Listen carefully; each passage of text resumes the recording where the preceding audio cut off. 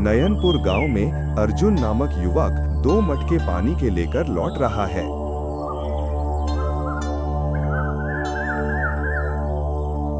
रास्ते में उसे एक वृद्धा मिलती है जिसका मटका टूट गया है।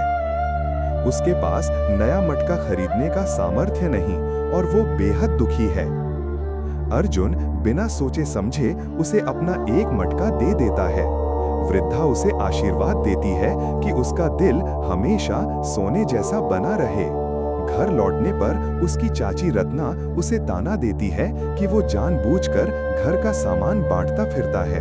वो कहती है, तेरी माँ होती तो तुझे सिखाती कि घर चलाना क्या होता है। दुखी अर्जुन कहता है कि वो घर छोड़कर तब लौटेगा जब कुछ बनकर दिखाएगा। अर्जुन घर छोड़कर जंगल की ओर निकल जाता है।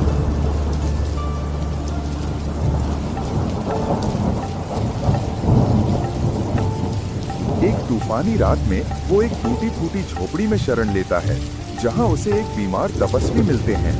वो बुखार में तप रहे होते हैं।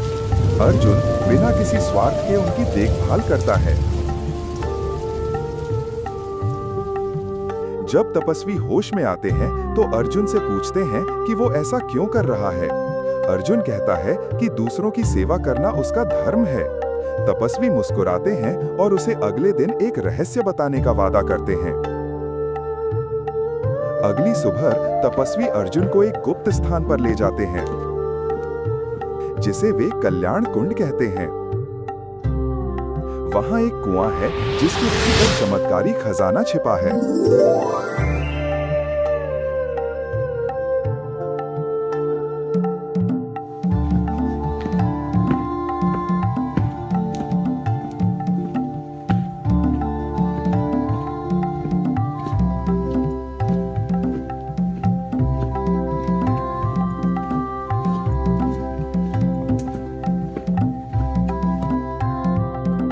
अर्जुन अंदर जाता है और देखता है ढेर सारा सोना।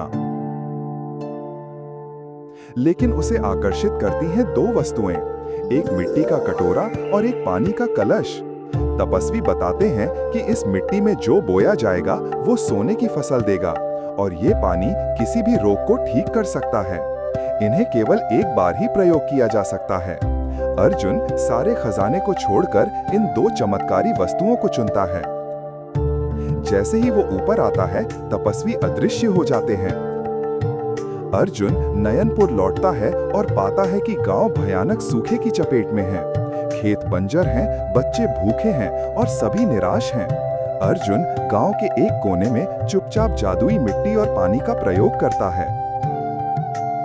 एक सुंदर दृश्य में खेत हरे भरे हो जाते हैं और कुछ ही समय में सोने जैसी चमकती फसल उगाती है। वो फसल को अपने पास रखने के बजाय पूरे गांव में बांट देता है। लोग हैरान रह जाते हैं, लेकिन फिर खुशी से भर जाते हैं।